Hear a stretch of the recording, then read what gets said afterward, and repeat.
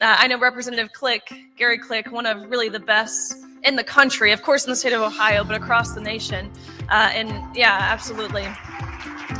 And we're going to have Representative Click and Klopfenstein for sponsored testimony. But there's no more local control than Bob and Betty Buckeye. Well, that explains why he keeps saying, well, that's not the way Representative Click does it. I'm not supposed to get emotional, but I am. Then we sat down with Click to discuss his bill and the controversy surrounding it. And the chair would like to invite Representative Click to present testimony. The question is, shall the bill pass? The chair recognizes Representative Click. Welcome back to What's Clicking with State Representative Gary Click. I'm Janae Myers, his legislative aide. Today, we will be talking about the Baby Olivia Act. Representative, do you want to give a little taste of what this bill will be doing? Thank you, Janae. And I'm so excited about this. So we just passed this out of the House of Representatives. Good friend and colleague, Melanie Miller, State Representative Melanie Miller, carried this bill. She is the chairman of our pro-life caucus. She runs a great center for young ladies who are in a situation that they didn't plan on.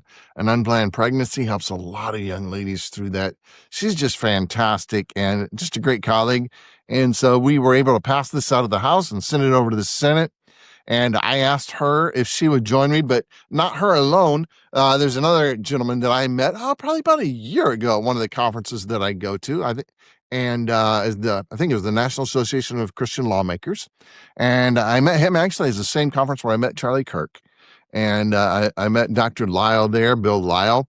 And Bill Lyle goes by the moniker of the pro-life doc. And he is a physician, extremely knowledgeable in this field. And not only is he a physician, extremely knowledgeable, we're going to talk about a purchase that he made that's really incredible and what he did in his own area to promote pro-life values. And so we want to talk to them. But I think we've got this queued up if we can, Janae. And before we go into the interview, we have the video, Baby Olivia. Yes. And now schools are going to be required, if this passes the Senate, and I think it will, to show either this or a similar video teaching about embryonic development. And it's so important because a lot of places, they just want to mask it. Oh, it's just a piece of tissue. It's just a blob. And we're not telling kids the truth. And so this CGI video helps to illuminate this is actually what's happening during a pregnancy. Isn't that exciting? It's awesome. And listeners, please stick around till the end. We're going to have a special surprise if you listen to the end. So, all right, Representative, are we ready to jump in? Let's jump in. The Baby Olivia video, and then we'll go straight into our interview with Representative Melanie Miller and the pro-life doc. This is Olivia. Though she has yet to greet the outside world, she has already completed an amazing journey.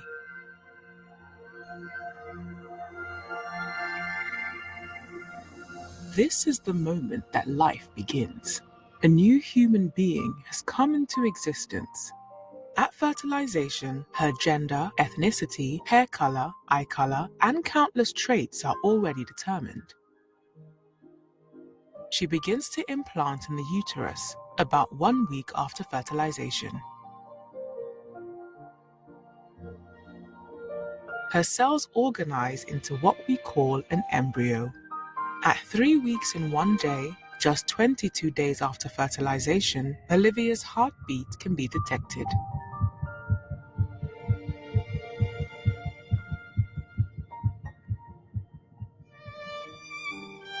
The buds of her arms and legs appear by 4 weeks.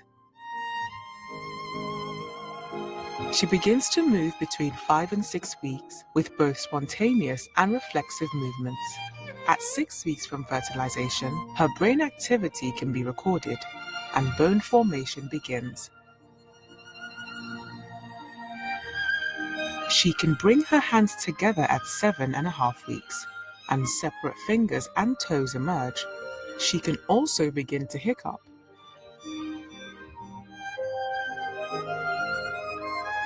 At the beginning of the 9th week, Olivia will have grown from a single cell into nearly 1 billion cells, and she is now called a fetus. She will suck her thumb and swallow, grasp an object, touch her face, sigh, and stretch. At 11 weeks, she is playing in the womb, moving her body and exploring her environment. Her taste bud cells have matured by week 12, but are still scattered throughout her mouth. Her mother will first sense Olivia's movements between 14 and 18 weeks, an event called quickening. Beginning at 18 weeks, ultrasounds show speaking movements in her voice box. Around 20 weeks, with a lot of help, babies have survived outside the womb.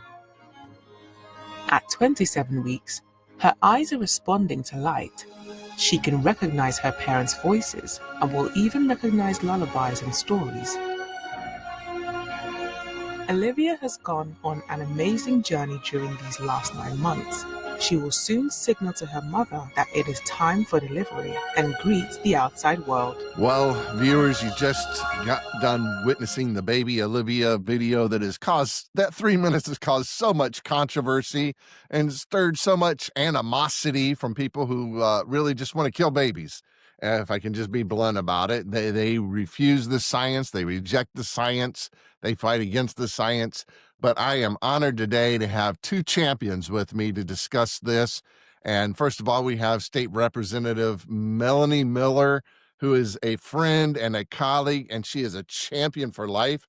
And then we have Dr. William Lyle, who goes by the moniker the Pro-Life Doc. And he and I have known each other for probably a year or so now, just different conferences that we've been at together, fighting for strong conservative values, fighting for life. And just recently, something amazing happened at the Ohio House of Representatives. We passed the Baby Olivia Act, and Representative Melanie Miller carried that. It went through the Education Committee, and I'm fortunate to sit on that committee, so I got to watch it from start to finish. But Melanie, tell us just a little bit about yourself. Plus, this isn't your first foray into the pro-life world, is it? Tell everyone what you do in addition to this, and what led you to carry the Baby Olivia Act. I would love to share. Thank you so much, Representative Click, for having me on your podcast today and highlighting the Baby Olivia Act. Well, I'm State Representative Melanie Miller. I represent the 67th House District, which encompasses all of Ashland and Medina County. I live in the city of Ashland. This is my 3rd year in the legislature, and it has been such an honor and a privilege to be able to be the voice of the people who have elected me to serve them in the Ohio House of Representatives. Outside of the legislature, I actually work full-time as an executive director of a faith-based pregnancy care center in Ashland County. So I've been serving 10 years as the executive director and really on the front lines, really the service arm of the pro-life movement, really intersecting when women and men are facing that critical pregnancy decision and they're scared and they're looking for, direction and guidance and not sure where to turn. That's where we swoop in and we're able to provide that wonderful holistic support and care and limited medical services to help them with life-affirming options for their pregnancy. So I really love firsthand, love the pro-life movement, love helping women and men know their value and worth and identity in Christ. And more importantly, being able to show women and men a window into the womb so that they can see that their precious little one is truly a gift from the Lord. And if we can help women and men bond with their baby or in those early stages of pregnancy, it's amazing what can happen when we get a family involved. So that's a little bit about me. And this year, able to chair the Ohio House Pro-Life Caucus, which is such a pleasure. But a great team of warriors here in the Ohio House. How many members do we have in the Pro-Life Caucus, Melanie? I believe we have 31 or 32. Don't quote me on that, but we have over 30, which is a really strong number. And I'm one of them. You are one of them, and we have great champions in the Ohio House Pro-Life Caucus. And, it's been really great. We've been able to have Dr. Lyle speak to the group, of course, being an expert. I know we're going to hear from him in a moment, but it's just really exciting to see, I think of pro-life, it isn't just saving babies, but it's about helping families thrive to be successful. It's about making Ohio a strong family friendly state. What does adoption look like? What does it look like to be that wraparound support for families so that they get a great start in life and they aren't just successful, but that they can experience an abundant life? There's so much more to what I guess the Mm, stigma of being pro life looks like. And we certainly are right. trying to do that in the legislature. Well, that is great. Now, before we get into the Baby Olivia Act, Dr. Lyle, thank you for joining us today. I know you're a busy man. You do a lot of traveling and promoting the science behind life. So, before we get into that Baby Olivia Act, can you just tell us a little bit about yourself? You're a physician. Share with us your credentials, and I think you even bought, which surprises some people to hear this, maybe, but you actually bought an abortion clinic. So, tell us a little bit about that. Yeah, well, my name is Bill Lyle. I'm board certified in obstetrics and gynecology. I'm licensed in multiple states, and I've delivered over 5,000 babies. And the year was 1999. We'd finished the residency training at the University of Florida, and the practice that I took over happened to be the largest provider of abortions in the Pensacola area. So we Mm. took over the practice. Day one, we stopped all of the abortions. And now from Mobile, Alabama, all the way to Tallahassee, Florida, there still is not a single abortion clinic on the Florida Gulf Coast. But that shifted from, closing down an abortion clinic and having a restrictive covenant, a non-compete with the former physician, that shifted to a ministry. So, I was in private practice for, delivering babies for 30 years. And then this past July, we just felt called of God, and we enjoyed teaching, going to colleges, universities, and medical schools, and just sharing the truth. And so we shifted from practicing medicine actively to a full-time ministry where we'll give expert witness testimony, just like we did up in Ohio, like we've done in other states. We've been to the University of Florida, universities across the country. We were in Wichita, Kansas, speaking to OBGYN residents, letting them know the value of patients and patients' rights. And we were discussing when we were in Ohio how Ohio is blessed to have some of the most amazing fetal care in the entire country. Where at the Cleveland Clinic, well, number one, you are doing blood transfusions. The baby's in the womb, and you are doing that as early as 17 weeks gestation. We've done it at 18 weeks at my hospital. But then one of the other things that the Cleveland Clinic has done that everybody else is just in awe of is performing open heart surgery for a baby still in the womb. You had actually removed a tumor on the baby's heart called a cardiac teratoma, and you had removed this tumor at 27 weeks. And one of the amazing things is when people say it's my body, my choice, this is a whole different body. In fact, this Mm. little body was so different that there was an anesthesiologist for the mom. Mom was wide awake and had an epidural, but there was a second anesthesiologist for the baby. I mean, I've done 5,000 deliveries, but I've also done thousands of hysterectomies. Does the mom get an anesthesiologist? Sure. Does the uterus get its own anesthesiologist? No, that wouldn't even make sense. But we're now doing fetal surgery. We're providing a second anesthesiologist to bring pain control to the baby and to monitor the So, so, baby. so wait. So, just wait a minute here. So, are you telling me something so radical as to suggest that the baby is also a patient? Oh, from the moment of conception, the baby is genetically different from the mom, dad, the other 8 billion people on the planet. But the baby, you can have a different gender half the time. And can we just get this nailed down? There's 2 genders, but babies can even have different blood types from the mother. And these are the scientific facts. In fact, Wow. the reason that the Cleveland Clinic had to give the baby a blood transfusion, because the baby's blood type was different from the mom. The mom had antibodies which were attacking the baby. And the only options are number one, deliver the baby and get them out of their environment, or give the baby a blood transfusion and save its life. So we are now doing open heart surgery, blood transfusions, vascular brain surgery, spina bifida corrective surgery, laser surgery for twins. We're even correcting heart arrhythmias. So all patients have rights. All 50 states have laws which protect the rights of all patients. And one of the questions I'll ask, especially somebody who might not be like-minded, is ask them, are you a supporter of patients' rights? And they always say yes. Are you a supporter of patients' rights who weren't born in the United States? Now they get real defensive. Like, you better believe I am. Then you need to be a supporter and an advocate of patients who weren't born in the United States yet. And we're Yet performing these is the types of key word. procedures. That is the key. But there is a whole field of medicine called maternal fetal medicine, where we don't just diagnose babies in the womb. We don't just treat babies in the womb. We are now curing babies in the womb. Wow. And a patient is a person, no matter how small. Wow, I love that. Wow, I couldn't say that any better. Not, but we are so thrilled that you joined us today to provide that information. So let's back up just a little bit. Representative Miller, what motivated you to pick up? Besides, we know you're pro-life. We know you love babies inside and outside of the womb. What motivated you to pick up baby Olivia and carry that all the way across the finish line in the state house? Tell us how that happened and what it was like. Absolutely. Well, first of all, I want to say fetal development or human development education is so important.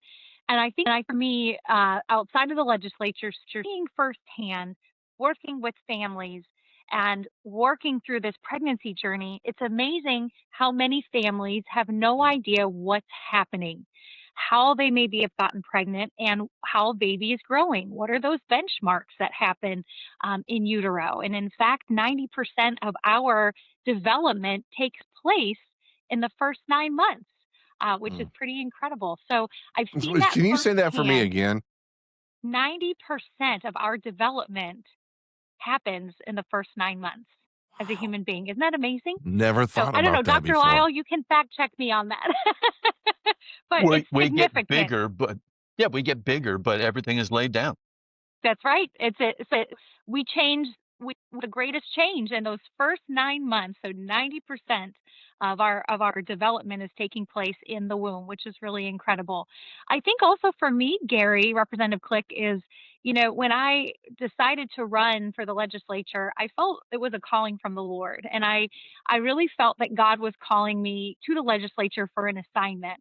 And when I learned about Baby Olivia, what the Baby Olivia Act would do, which would require human development education in our public schools, I immediately felt such a prick on my heart that this was the torch that I was supposed to pick up and carry and champion as part of my time here in the legislature. So the Baby Olivia Act, as I mentioned, it would require our public schools in Ohio to teach development education starting in the 5th grade through 12th grade. And it would require 2 parts. It would require an ultrasound video, which would show our young people the formation of the major vital organs being formed, like our heart, our brain, liver, lungs, the arms and limbs growing. And then as well as an animated video, it can be like Meet Baby Olivia, which inspired the name of the bill, or another video similar to that would show life beginning at conception or fertilization and going through the cell markers and benchmarks during pregnancy until we enter the world. And So so if I those can would be the interrupt there, requirements. if I Yeah. can interrupt for a second. So when we just talk about a blob or a piece of tissue or something like that that's hidden inside of mommy's belly, it's easy to depersonalize that human being. And people think, well, what I don't know. But there's this verse of scripture that says, "Mine eye hath affected my heart."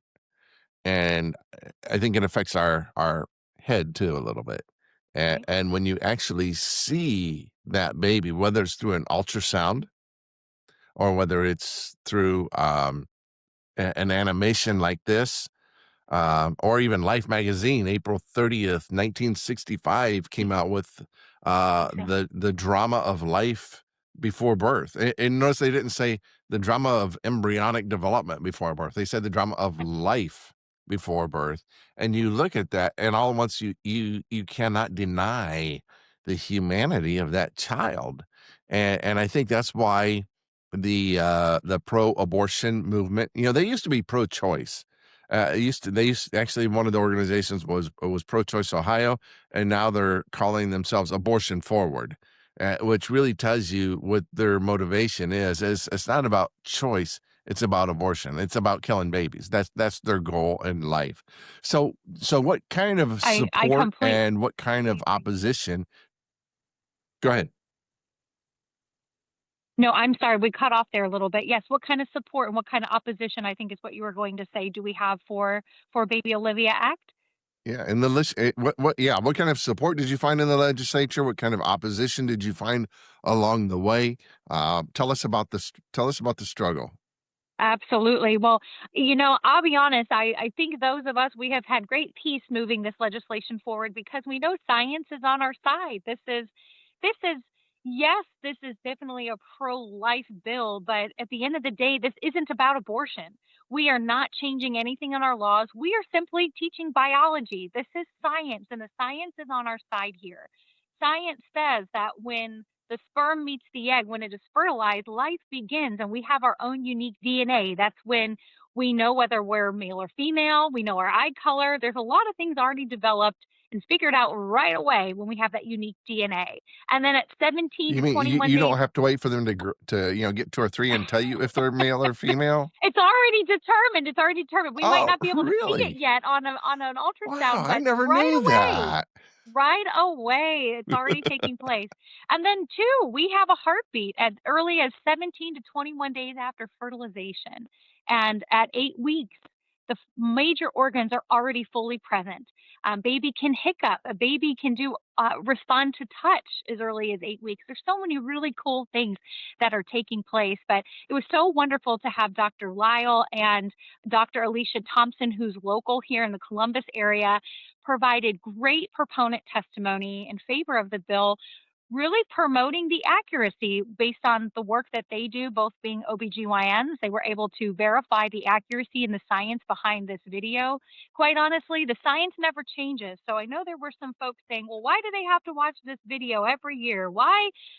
The science never changes, and it's always a good reiteration. There's definitely in our culture, Representative Click, as you said, there's this argument that when does viability take place? When does life begin? This video or a video like this is so important that we teach our young people the biology of how we began. We all go through this journey before we enter the world. And it's really important that we provide that knowledge and information to our students so that if they ever are in a situation in their life with an unexpected pregnancy, they know this is a human being, that they weren't just a blob of tissue, that they were a life. And a life that God created and knit together in their mother's womb. It is biology, it is science. And I think the other side is always arguing, it's about the science. We need to have, and this is science. So what is the argument? I think the biggest opposition It's about the has science been until it's not about the science. That's right. And then That's it's not been probably science anymore. the biggest opposition we have had has been Yeah. certainly Planned Parenthood and their advocates. And again, trying to say that these videos and this information is not accurate. And they're questioning the people that have endorsed the video. Well, you've got people like Dr. William Lyle, who's been doing this for many, many Mhm. years, who's delivered over 5,000 babies. You have Yeah. embryologists, you have National Geographic and other reputable organizations that have helped illustrate and So help National Geographic, let me verify. just back up. So National Yes. Geographic, that's that right-wing conservative conspiracy group. Is that That's National right. That's Geographic? right. They use the Baby Olivia video. They use Into the Womb. There's another beautiful video, Into the Womb, that they utilize, and many others. So they obviously are a group that supports that life begins at fertilization and the whole process and the Science. benchmarks. So Science is beautiful. let's pause there. Of course, and you said they asked why do we have to teach it or show it every year? Well, any good teacher knows that repetition is essential to learning. And we have to have I know my wife knows I need repetition. She says, go to the grocery store and pick up this. Like, now what did you need again? And I'll be at the grocery store and I'll text her, what was that again you needed? And so we need repetition. But Dr. Lyle, we saw people questioning the validity of it. They said, no, this was created by AI, which I was able to catch them on that. It wasn't AI, it was CGI. And so, it wasn't just some random thing, but the CGI was guided by professionals. and it's scientifically accurate. They're trying to say it's not scientifically accurate. So you are on this panel. You are the professional. You are the physician. You already gave your credentials as we started this. So tell us about the scientific accuracy of the Baby Olivia video. Well, embryonic development is pure science. I mean, we can see what happens on day 18 and what happens on day 19, but there's an absolute miracle that's beyond our comprehension. And that's how, when you have two cells, one from the mom, one from the dad, they were both alive. So it's not when life is created, it's new life, because the sperm was alive and the egg was alive and they united. And at that moment, they are genetically unique. But then they double their genetic material, then they divide into two, double again, they go 4, 8, 16, 32, 64, and they're all identical for the first almost 3 weeks. But then they start to differentiate. You have where we'll have one cell that'll start the entire GI system, another that'll differentiate and start the entire cardiovascular system, the heart, the nerves, the arteries, heart and the arteries and the veins. And then you'll have the entire neurologic system, the brain and the nerves. They all have the same genetic component. How did they know what they're supposed to do? That's what we don't understand. How do they know what they're supposed to do tomorrow? It's a matter of not a matter of the facts and the science. It is a matter of education, and education is so important. When we look through social studies, we know the horrors of communism and socialism. And you ask anybody, nobody will try to escape into a socialistic. Nobody is going to Cuba. Nobody is going to North Korea. Nobody is going to Venezuela. They're all trying to escape. But now that we have not been providing enough education, we can see in New York City where they have now elected an avowed socialist. Well, anybody who's come from those places say this is horrible. We need to understand. So we need to educate people with the true facts. And you can look at the facts, you can look at the science, you can look at any embryology text, any anatomy text, and you can see the proven science. You can just visualize it. It's easier to show a CGI animation so that people can understand and visualize what's going on because things are so small. I mean, but even at 10 weeks gestation, there are over 1 billion unique cells that are differentiating there. So the science is irrefutable. People can try to say that the world is flat, but guess what? We can send a spaceship up and we can look down to it. That's not flat. That's a round ball. Well, the science will prove. So people are always going to deny science. They're always going to say, well, that's not true. Well, then let's look at the true science and let's put the two things up against each other and let people decide. But they need to have this access to this education to see that not only are these unique individuals, I mean, I'm looking up at the refrigerator. I'm here in Jacksonville, Florida, because my grandson is now 1 week old. He was delivered 1 week ago. But if you go to my, Congratulations. thanks. Yeah, that's my first grandchild. His name is Asa. But if you go to my daughter's house, you see lots of different ultrasound images. Ultrasounds of him when he was a tiny little bean on the inside, and then you can see him at 12 weeks. And my daughter's an ultrasound tech, so we have lots of ultrasound images. But I don't look up on the ultrasound and see his when he was 6 weeks along, where they have the Doppler, where you can actually see the motion of his heart beating and say, well, I'm not quite sure when he became my grandson. He was my grandson when he was there at 6 weeks, gestation. He's up on the refrigerator. He was there. He was my grandson, and we had his name when we had his anatomy ultrasound. And then he's now 1 week old. Nothing changed. He just got bigger and he grew, and he was my grandson from that moment of conception. And the science is amazing. My wife and I love scuba diving. We go out to Fiji. We'll be there again in February. Nobody went scuba diving in Fiji. Nobody took a camera down there until the 1970s. But that beauty, the color, the corals was always there. It wasn't until we had the technology where we can actually dive under the surface of the water in Fiji and see these amazing reefs, amazing mammals, amazing fish, amazing corals. But the technology helped us. The same thing is true with the babies in the womb. The beauty in that amazing development and fetal development and design was always there. But it wasn't until we started to use the tools and the technology where we could reveal that. We used to use something called Nagel's rule. And that's one of the things Planned Parenthood was arguing about, that we need to use Nagel's rule to determine how far along a baby was. Well, Dr. Nagel was a physician, but in the 1812s, that's when he developed Nagel's rule, where we take the first day of the last menstrual period and then we add 40 weeks to that to determine what a baby's due date is. Well, first day of the last menstrual period, the science says that the pregnancy doesn't begin then because that was the first day of her last period. So we don't even have ovulation for 2 weeks later. Science and the American College of Obstetricians and Gynecologists and all the governing boards will say the most accurate way to determine how far along a baby is not with the first day of the last menstrual period, it's with ultrasound. So that's why when it came to live action, they used what's called conception age, because we don't measure a pregnancy based on the first day of the last menstrual period. Conception hadn't happened, ovulation hadn't happened. So if we understand the science, we can win. Just sometimes we don't understand the science, and you have to know the science in order to point out somebody else's argument and saying, no, that's a lie. That is not science, because science can be proven. We have something called the scientific method where we can demonstrate what is true and what is a lie.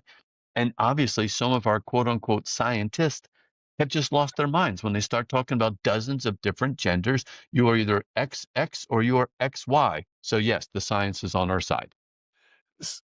Did you have something, Melanie? I was just going to say, Dr. Lyle, I am so glad that you shared the differentiation between the LMP and the gestational age right away, because that has also been part of the argument as we have worked through the committee process with Baby Olivia, is the discrepancy in the dating of a pregnancy. So I really appreciate how you made that so clear just now in your comments of what the most accurate measure of conception is at. So just wanted to say thank you for doing that. Oh, So- absolutely. And that's the recognized standard. Ultrasound is the That's best. FDLMP haven't even ovulated for a couple of weeks. And women, their cycles will vary from some women have a 21-day cycle, some women have a 40-day cycle. So ultrasound is the standard. ACOG agrees, but that is the standard for the most accurate. So let's go with the standard. Let's go with the recognized science. So we had a professor from Ohio State University that came into the education committee to testify against the bill. And he said that we were injecting politics into medicine. And he kind of spoke like this the whole time. And I think that he thinks that the more boring you are, that means you're neutral and you're smarter because you talk like this. I don't think that's true. I just asked him, I said, well, why are your politics being injected into this? Why are your politics more important than other people's politics? And he refused to answer that question sufficiently. So what is when we look at this, who's injecting politics? I would say the abortionists are injecting politics because they want to deny knowledge. And they want to deny knowledge for a political reason because they want to kill babies. I would say we are injecting science into the equation because we want people to be fully informed from the age of life when it's proper to understand these things. And I think that's what matters most. So who's actually being political and who's not being political? Dr. Lyle first and then Melanie. Well, we're being scientific, we're being factual. I mean, the animations are great. They're pretty much the TikTok generation is what's used to animations, and that is conveying a story. But when it comes to sharing the truth, I mean, Melanie was talking about how we can use ultrasound. That isn't, being editorialized. This is the ultrasound. This is the standard. But we can also do fetoscopy, and we do even fetoscopic surgery, where we are putting a camera through the skin of the mom, through the wall of the uterus, and we're doing surgery on babies in the womb. Spina bifida corrective surgery is now routinely performed on babies in the womb, with a fetoscope. So we don't have to editorialize. We don't even have to put, words at the bottom. Let the science show the real life, whether it is ultrasound or fetoscopy, or even delivering a baby and saying, this is what life is like. And this is what the science actually shows. And let the people decide, you want to talk about editorializing. They will say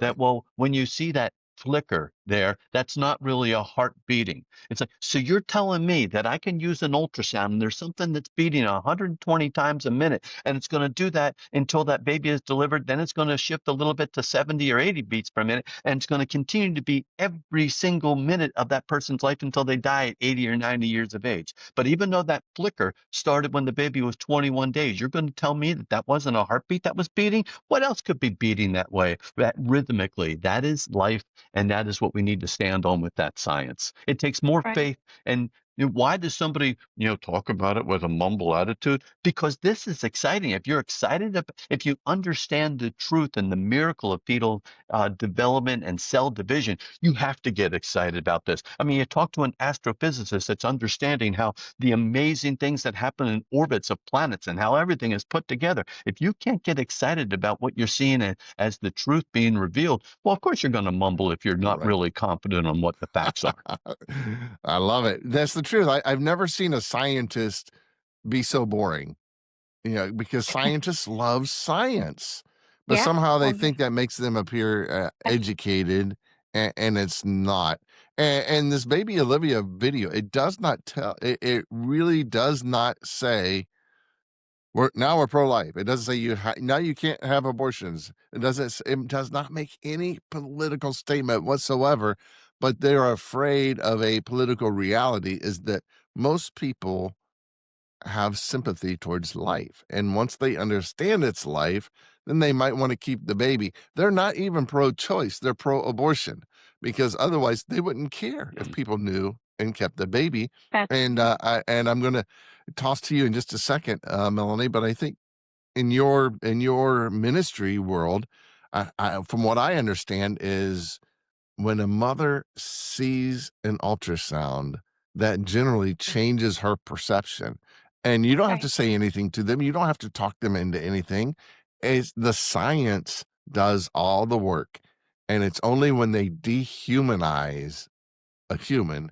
And of course, we know when you dehumanize people, that happened in World War II, that happened with Hitler. We know that happened in slavery. And whenever you dehumanize people, bad things happen, and they want to dehumanize the babies. But again, we're not making any political statements with the video, and ultrasounds tend to change a woman's mind without any coercion, without any Right. persuasion. It's just the science. Would you elaborate on that? Absolutely. Well, first of all, Dr. Lyle, I love your energy. His energy is contagious, so I absolutely love his passion for life and for the Lord. But Representative Click, you're exactly right. I mean, we see nationally, the statistics show us that 80% of women who see their baby on an ultrasound choose life. And we know that the man is the most influential person in her pregnancy decision, that and her physician. So if we can get the father involved and get the dad in the ultrasound room, that increases to saving, they're more likely to choose life. It increases to 90% will choose life if the dad is a part of the pregnancy and sees that baby on an ultrasound. And most pregnancy care centers have a much better track record. I can just share from across the country, 97 to 98% of pregnancy care centers, if both the man and woman see their baby on an ultrasound, they will choose life. And, I think at the end of the day, when you talk about who's being political here, I don't know about you, but I think that how do we empower people is by giving them all of the information. We give them medically accurate information. We build trust by not hiding anything from them. Those of us that are in pregnancy center work, we do not profit from a woman's decision with her pregnancy, whether she chooses adoption or whether she chooses Planned abortion. Parenthood does. It's exactly right. And I think right away, I think part of the reason the opposition claims that this is a whole political agenda is because they know exactly the case. The truth is powerful. The truth is powerful, and the science backs up the truth about when life begins. And all of these benchmarks during pregnancy and human development is true. The science proves it. It is biology. And if we can empower and equip children early in age to understand that this is not a blob of tissue, that you are a unique human being the minute of fertilization, and you have a heartbeat at 8 weeks gestation, and that all your organs are fully present at 8 weeks, and you can survive outside of the womb with some extra help as early as 20 to 22 weeks. I think that's going to start changing some hearts and minds. And people maybe, when it comes to an unexpected pregnancy, may not choose abortion, but may look at other options. And I think that does scare the other side because they are a for-profit organization. We don't profit off of that also. The other thing I was going to mention too, Rep Click, is there have been a lot of tweets and things that have come out over the weekend about the Baby Olivia Act. And it's been really interesting because the National Educators Association has been doing political training sessions. And we don't hear anything about that. They are the union, our top teacher unions are guiding gender transitions in our schools. And that's a whole other thing. Is that political? I don't know that we're trying to be political here. I think of, in our state, unfortunately, and in Dr. Lyle's state, they were able to defeat the abortion amendment. Unfortunately, in Ohio, voters chose to enshrine abortion in our Constitution. And I know, Representative, we respect the voice and the will of our voters, but this bill does not take away any of people's rights at all. This is equipping and educating people with the truth of the science early on so that they would make their best informed decisions later in life. And I think education is power. So here we go. I'm so excited that this has passed the Ohio House, and I'm encouraged and hopeful that we will also be successful in the Senate as we work through the committee process as well. Yes. So I think everything you said is vital and it's critical. And I think one of the things that's important and what I've tried to share with people is we have to make it not just illegal, but it has to be unthinkable. And it's more important, quite honestly, to reach hearts and minds. And as we do that, that certainly affects the law because the law is downstream of culture. But when we educate people, people will make right choices, but uneducated people will make wrong choices. And when they can get in a desperate situation, there's also a lot of pressure. 64% of women who've had an abortion say they felt coerced. And I think that's why it's good that you in your ministry, that you include men in the process. I'm going to come back to you for a prediction about the Senate in just a second. But Dr. Lyle, I know that you have been very active on this, just traveling the country, really testifying, providing information and resources for people. Tell me, this is great, I think, and thank you for your contribution here to this great state of Ohio. But tell me what you're seeing around the nation on this Baby Olivia and other pro-life legislation. It's very encouraging. People are being exposed to the truth. It makes sense, and they're accepting that, and they're changing their hearts and their minds, and they're understanding healthcare better. When it comes to patients' rights, when I have a pregnant patient, I have 2 patients. If she has twins, I have 3 patients, and I've delivered triplets and quads. And when I have a mom who is pregnant with 4 patients and she has quadruplets, there are actually 5 patients there. But when we look at the risks to the I moms, think you might want to we put dad on also that have list somewhere. Oh, but when it comes to patients' rights and patient safety and health care, one of the biggest concerns I have is the abortion pill. The abortion pill is now about 70% of all the abortions. It will kill a baby, and their protocols, not only up to 12 weeks, but their protocols on using the same abortion pill to kill a baby up to 24 weeks gestation. But it is dangerous for the moms as well. The Ethics and Public Policy Center published an article on April 28th of this year. They studied 845,000 women who had been prescribed the abortion pill. We had been told that the complication rate would be less than 0.5%. It was 22 times higher. There were 40,000 women who had to go to the emergency room. There were 28,000 women who had hemorrhage. There were 24,000 women who had to have an additional surgery like a DNC to remove this dead tissue from the inside. There were 12,000 women who had either infection or sepsis, and there were over 2,000 women who had a ectopic pregnancy. The number one killer of women in the first trimester of pregnancy is a ruptured tubal pregnancy. Well, when somebody is getting the abortion pill mail order without an ultrasound, 1% of those moms will have an ectopic pregnancy. We are seeing 22% of the patients with a severe complication. This should not be available. Mail order without an ultrasound. I mean, I hate that it even will hurt a baby, but it is hurting and it is killing women as well. So when it comes to legislation, it's all aspects of legislation, preserving life. We hold these truths to be self-evident that all men are created equal and they're endowed by their creator with certain inalienable rights. And the first is life. So we need to defend that life and respect that life. We all have rights, but our rights don't start on our birthday. Our rights start at that moment of conception. We are genetically unique and created in the image of God. Amen. Amen. Amen. Amen. And I will say that we had a case not too far from me in Toledo where someone actually ordered the mifepristone online and spiked his wife's drinks with that Yeah. and sent her to the hospital. Yeah, we're seeing And it's being used as a weapon. It really is a weapon, and we need the funding from a legislature. We don't even have a urine drug test to see if a woman has been exposed to mifepristone. Whenever there's a new drug that comes out on the street, we have a urine drug test so we can treat and provide support and reverse the effect of that. We're having women who are being brought, say, hot chocolate by their boyfriend. Was a case that recently down in Texas, and he never brought her hot chocolate. He brought her hot chocolate, and that night she had bleeding, cramping, and pain, and she passed that fetus the next day. But there's no test. It's all circumstantial evidence.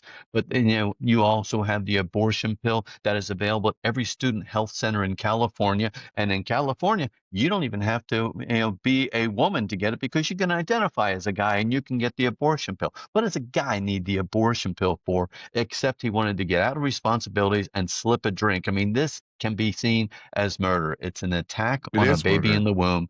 It absolutely is. And so we need to have legislation, but we also have to have the ability to even detect it, because we have over 70% of all the abortions in the United States are with the pill. I can't even have a drug sniffing dog to see when the abortion pill is coming in, and I can't even test for it in a woman who has had bleeding, cramping, and pain. And we are having patients getting sick, but I can't even identify. And when they receive the abortion pill, they are specifically told, if you go to the ER with a complication, do not tell them what you took. I need, if I'm working in an ER, I need every bit of the information that is available so that I can diagnose, treat, and cure that patient. And withholding evidence is not quality health care. It's not whatsoever. Good news is we did just pass a bill in the House to state that if any medication has high complication numbers, that they are required to see a physician both before and after. So you can't just order it by mail through the online services. You have to see a physician both before and after if this particular medication happens to have a high failure rate and a high risk rate. So yeah, got to see a physician before you can be prescribed that medication. So Melanie, if you want to add anything, we're about to wrap up here. If you want to add anything to that, but also tell me, what do you see? Have you talked to any of the senators yet? What is your prediction for when the Baby Olivia Act goes into the Ohio Senate? Well, I couldn't agree more with Dr. Lyle. I mean, there's definitely more things that we can do to protect women with chemical abortion. It's very, very dangerous, and there are very little restrictions on that right now since things are coming through the mail. But again, very grateful we passed the Patient Protection Act in the House, which will now go to the Senate, as well as Baby Olivia.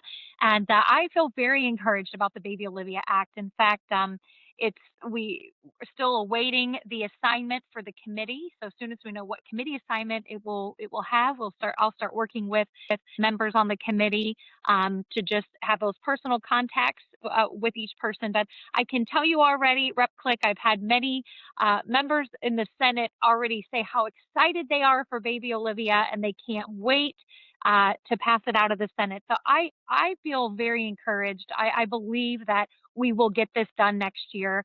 I'm hopeful that we will get it done before the school year ends, so that the beginning of the next school year, it can be implemented in our public That'd be schools. amazing. That's my prayer, and that is my hope. I think it's possible because, again, this is science. This is an important part of the biology teaching that students should know the truth about where they came from, how they're developing in the womb. We do that right now with frogs and pigs and all kinds of insects and things. Why not do that about human beings? And so looking forward to that. And right now, Rep Click, we already have some schools that are already teaching human development. So this now would expand that so that all students would have that opportunity. Well, we have some amazing colleagues over in the Senate, and I predict that they will take this up and that they will move with this rather quickly. So I anticipate good things over there. Um, we're this is one of my longest podcasts so far. We're at 43 minutes just for us, and I We could usually probably keep keep it to going. we really could, and it's worth it. I knew this one was going to be longer. They're getting longer by the day, but this is worth it. It's worth all the time that we're putting into this. But is there anything that you would like to say just to wrap up? Maybe less than 60 seconds. Hit you first, Dr. Lyle, then Melanie, and then we will wrap.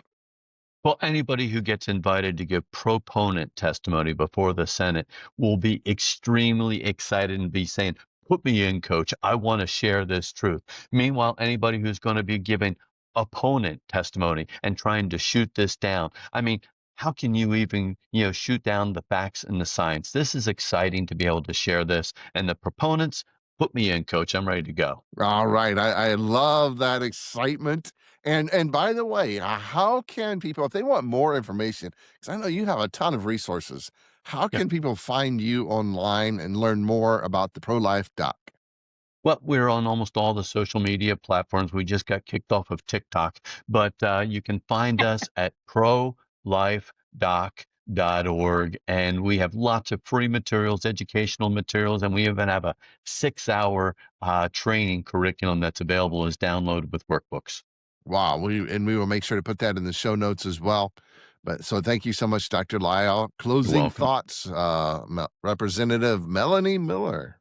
Yes, well, thank you so much, Rep Click, for that. I'll just mention our Ohio House Pro-Life Caucus, for those that were interested in signing on to a letter. We just sent a letter to President Trump and J.D. Vance about the dangers of mifepristone and asking them to take immediate action to label this as a dangerous drug right away. Many other states have done the same. So we're working both on the state level and national level to urge those leaders so we can save more lives. But I want to second what Dr. Lyle mentioned. We would love for you, if you're interested, if you want to learn more about the Baby Olivia Act, you're interested in testifying, you want to understand more about how you can get involved, I want to just give you my email so you can reach out and we can get you connected. You can even follow some of these pro-life bills where you can get alerts when there's a hearing.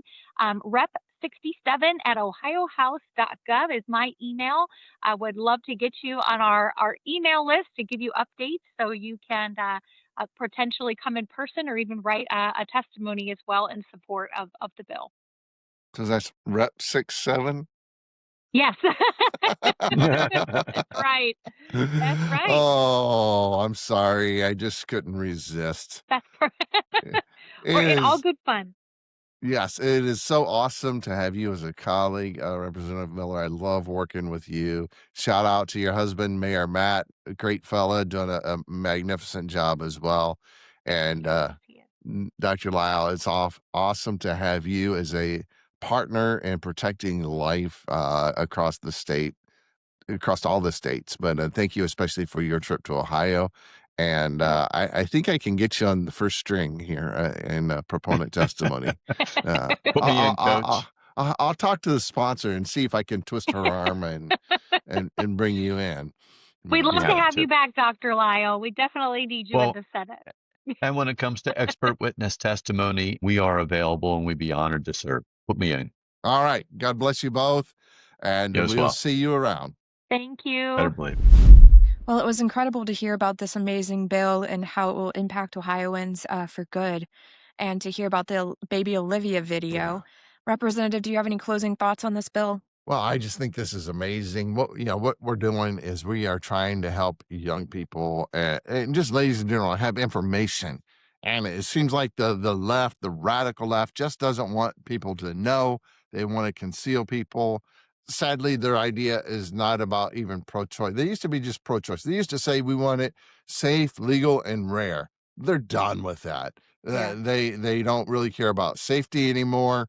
They don't care about it being rare anymore. They just want it legal and they want more of it. And so we it's a shame.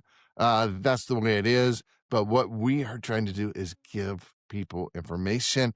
Follow the science. That's all we're asking. Just follow the science. And so we're laying the science out there. And we believe that once, it's more important to change kids and people's hearts. We need to make this unthinkable before we can ever make it illegal. And so if we can touch people's hearts, if they can see what it is, if they can have a true understanding, that's what's going to make the difference. And so we're so excited about that. We want to make sure that we follow up on that. And so there we are. It was great. And so should we talk about next week's episode? Wait a minute. I think we might have a surprise for our listeners and for me, and I man, want to you see caught it. me. Yeah, we don't want to see that. No, we don't need I a think we do. surprise. Are you sure? I think we owe it to the listeners. I just can't get around you. No, you cannot. So, okay, yes. So when we interviewed Dr. Lyle, the pro-life doc, and Representative Miller, he told us a little bit of information that was embargoed. We weren't allowed to share it. It wasn't supposed to be public yet, and so we didn't in our conversation, but it has become public since then. And that is that baby Olivia has a brother. Oh, goodness, really? Well, sort of. Of course, Okay. baby Olivia is a CGI, a very factual representation. So CGIs don't really have brothers and sisters, but there is now a baby Oliver video that's just like the baby Olivia, sort of, That is except it's incredible. Oliver instead of Olivia. And so that has been released. So how about if we show that and after we give a preview of next week's, and then we'll show that video. Sounds good. So North Central is a distribution cooperative. And I say that because we're the last mile. We're the ones who bring the power to your house. Now, there's distribution, transmission, and generation. Like I said, we're distribution. Transmission would be like AEP. They own the big power lines that take it to the substations for us. And then generation is like the plants that make the power. And that's for us, Buckeye Power, which we're a partial owner. North Central's a not-for-profit. So that means anything that we make over and above what it costs to run the business, we actually give that back to people at the end of the year in what's called capital credits. If you are one of our members and you look on your bill at the end of the year, sometimes November, sometimes December, depending on timing, you will see a credit on there. That's the money that's coming back to you above what it took to run the business. It's a model I fell in love with because of the not-for-profit portion of it. And that was Ed Van Hoos from North Central Electric Co-op, and he's doing a fine job there. And there's going to be so much you will learn from him next week in our next episode. And now, Janae, here's the video that I promised you. You get to meet baby Olivia's brother, baby Oliver. Take a look. Before a new human being comes into existence, there is just one egg from the mother. And there are tens of millions of sperm cells from the father, although only one will bond with the egg. This moment is called conception or fertilization. Each parent provides chromosomes, 23 from the father and 23 from the mother. These chromosomes contain DNA, the coding that determines male or female, the color of the eyes, the texture of the hair, and countless other traits. This is a boy named Oliver.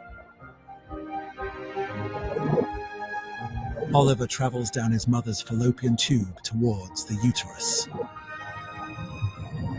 His outer layer will dissolve, and he will implant in the nutrient-rich lining of the mother's womb.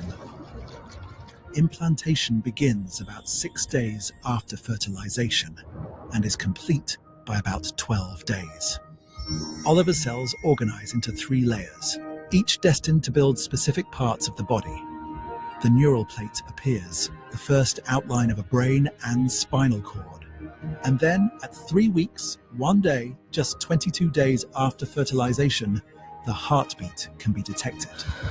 It will pulse 105 to 120 times per minute by week 4. We can see the development of internal organs like the stomach and early lungs. Cerebral hemispheres develop in the brain. He will withdraw his head with a light touch to the mouth area. Buds of the arms and legs have been developing since week 4. Brainwaves have been recorded around 6 weeks. Between 6 and 7 weeks, Oliver's hands and feet change significantly as separate fingers and toes begin to emerge. He will also begin to move both of his hands. Oliver will move his legs by 7 weeks. Oliver's diaphragm has formed, and he has the hiccups. The heart now has 4 chambers. The fingers separate, elbows bend, and pigments start forming in the eye. Between 7 and 8 weeks, the upper and lower eyelids grow rapidly and begin to fuse together, giving the eyes a nearly closed appearance by 8 weeks. Between 9 and 10 weeks, Oliver's weight increases over 50%. He is no longer called an embryo, but a fetus. Fingernails and toenails begin to appear. And he will also have unique fingerprints. Oliver prefers moving his right hand, a preference that will likely continue after birth. His mother will first sense Oliver's movement between 14 and 18 weeks, but he is very active before then. He develops a white, waxy protective coating on his skin called vernix. Hiccups exercise his diaphragm, preparing him for breathing. A fine, soft hair known as lanugo nearly covers the entire body. He can perceive vibrations and low-frequency sounds. The eyes are preparing for sight. Babies have been born and survived outside the womb as early as 19 weeks post-fertilization. Oliver's eyes reopen and he will blink in response to loud noises.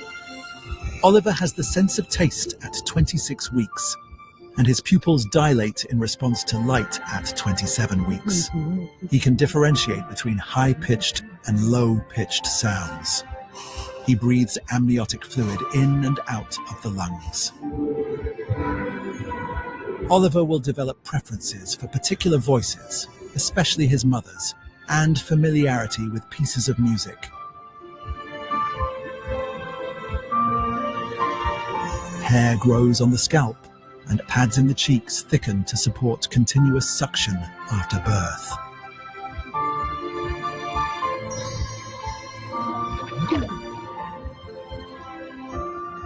When he is ready to be born, he will use his arms and legs to move downward into position. By the time Oliver is born, he will have already spent 9 months growing and preparing for life in the world. You've been listening to What's Clickin', the official podcast of State Representative Gary Click, covering Ohio's 88th House District. That includes Seneca and Sandusky counties in Northwest Ohio. I'm Janae Myers, his legislative aide. If you would like to reach out to us, you can send us an email at rep88, that's REP88, at ohiohouse.gov, or you can give us a call at 614-466-1374. Thanks again for joining us for What's Clickin' with State Representative Gary Click. We'll be back again soon to let you know what's clickin' in Ohio.